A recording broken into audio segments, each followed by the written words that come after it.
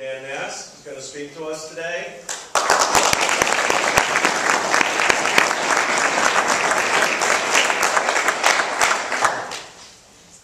There's little stuff I'll do here, little stuff I'll say here, little stuff I say here, but the first thing I gotta say, I'm honored to be sitting next to all of you. I'm nothing without all of you, so I'm honored to be here at UBCC. I'll say a couple things about AVM, and when I said what I said here last time, I thought I was back to normal. I was just like a Cairo student like you guys. I was honored to be in clinic. 2008, April. Everything was doing fantastic. And what I missed was my class were begging me to go to the graduation, which will be this Sunday to be exact. And I said, I'm a football player. I like to play a sport. I don't want to walk till I'm done. And it took me a couple extra years to pass my national boards.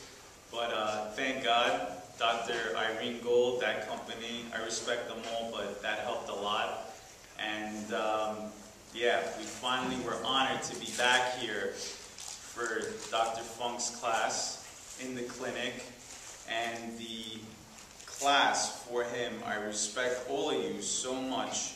You made me feel like I never left, and I respect you guys very much. So I was doing some research about AVM, and I said, why am I still alive? Why me? You know, when there's 95% of people not alive. And I went to, I can't lie to you, 20 different hospitals, dealing with neurologists, meds, pro chiropractors, and I was just asking about AVM. What's going on with AVM? I mean, I'm lucky I came back, but still people, they say, how are you here?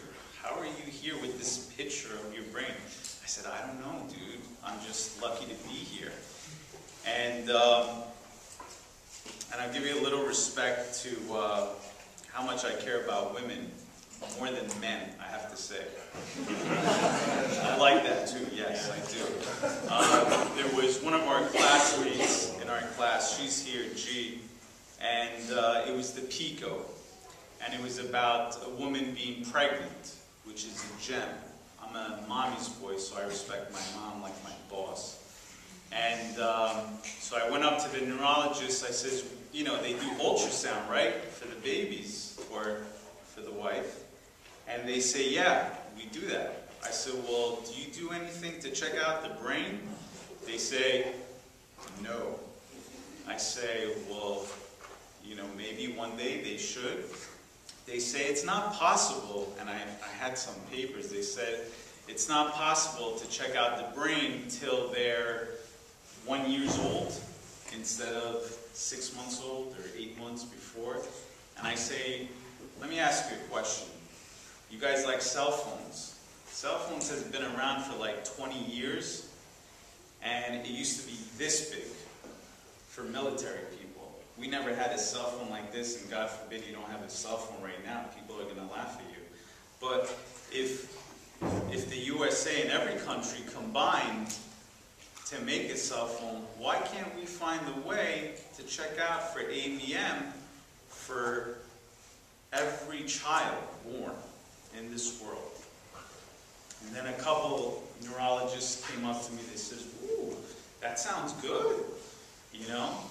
And I said, yeah, I'm not the boss, I'm just honored to be a chiropractor, but I respect neurologists very much. And who knows, one day, not only that I'm a gem, step by step by step, like this light, my gem was to be a chiropractor, and I did it. Today is my touchdown, and I've been waiting for so long, and I made it, but I care so much about AVM with what happened to me. The past 6 months, right before I saw my master, Dr. Funk, he is, he'll beat me up.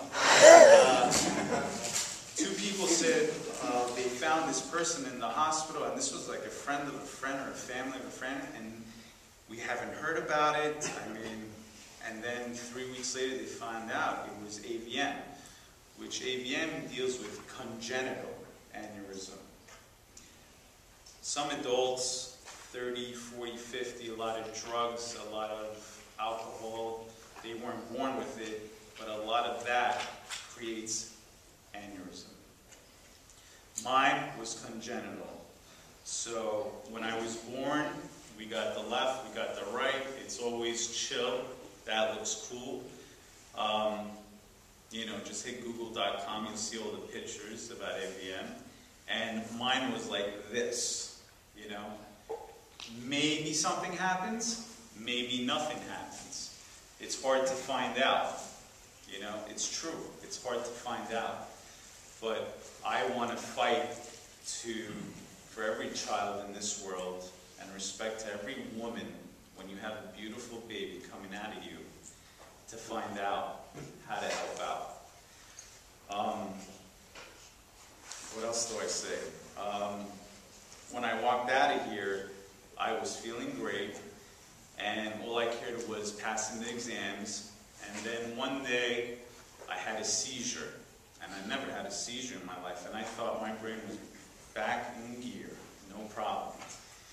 And I couldn't hold a piece of paper, I couldn't talk, but there was no pain here or anything. It was in 2009, and I said, what do I do? What do I do?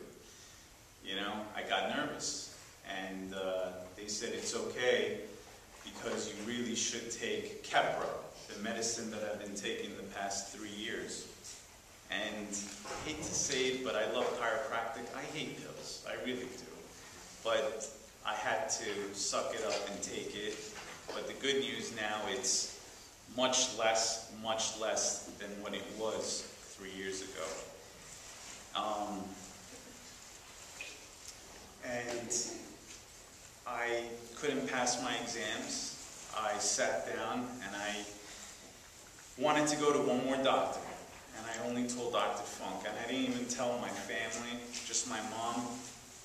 I said, I think there's 2 little baby AVMs still right in here.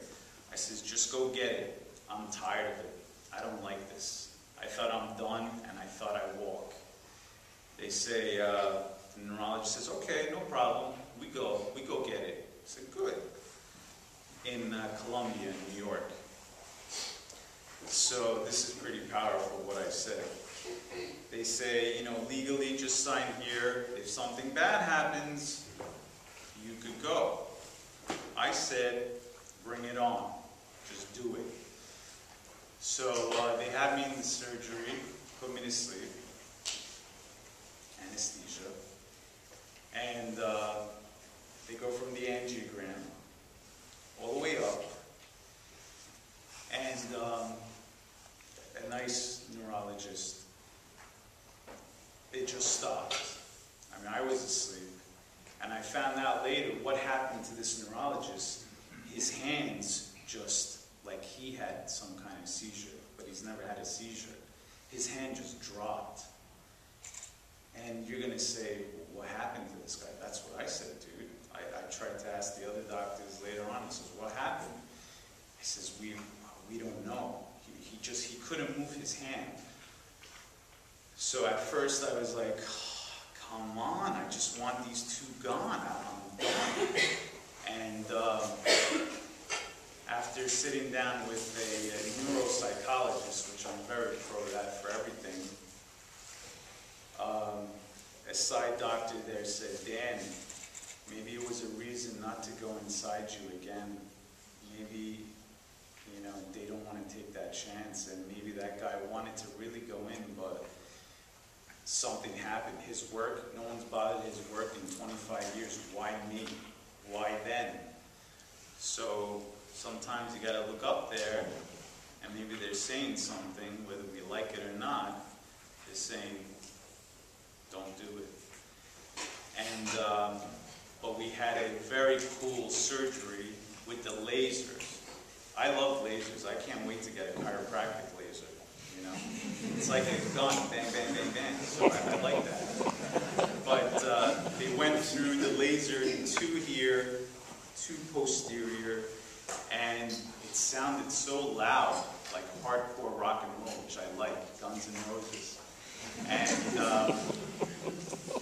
it was pretty cool. And since then, I've been doing really good all around.